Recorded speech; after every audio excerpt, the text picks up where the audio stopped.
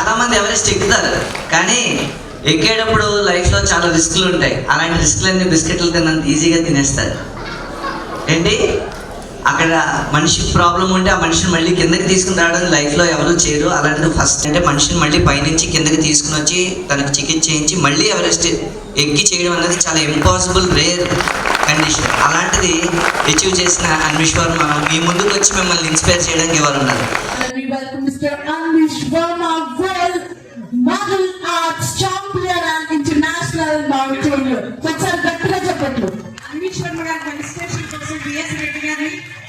మరియు హెచ్పిసిఎల్ తిరుమురుగన్ గారు, న్యాయ సేవా ఫౌండేషన్ మెంబర్స్ అందరినీ కూడా రావాల్సిందిగా కోరుచున్నాము.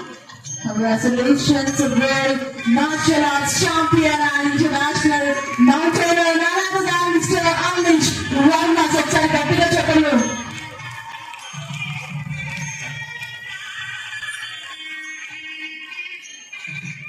రోహిత్ పౌర్పాల్ గారు తన భాగతోటి సత్కరిస్తున్నారు.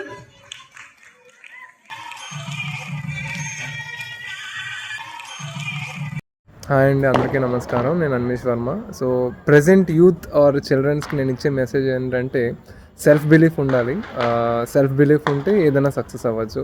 చాలామందికి ఏంటంటే ఆ సెల్ఫ్ బిలీఫ్ అని ఉండదు. అండ్ ఎవరైనా చెప్తే ఓకే నువ్వు చేయలేమంటే మేము చేయలేమని అభిప్రాయపడతారు.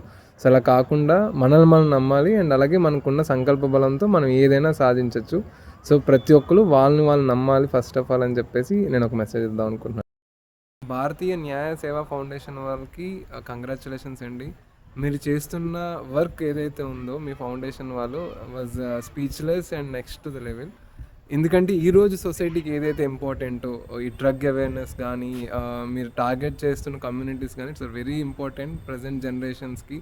అండ్ అలాగే అదే మన ఫ్యూచర్ని కూడా డిసైడ్ చేస్తుంది కాబట్టి సో నేను భారతీయ న్యాయ సేవా ఫౌండేషన్ వాళ్ళకి కంగ్రాచులేషన్స్ చెప్తున్నా. అండ్ అలాగే ఈ క్యాంపెయిన్లో అండ్ అవేర్నెస్లో నన్ను కూడా పార్ట్ చేసినందుకు ఐఎమ్ వెరీ హ్యాపీ. అండ్ నా సపోర్ట్ ఎప్పుడు ఉంటుంది ఏ టైంలో అయినా. So and thank you very much for making me part. Thank you అండి. జై భారత్.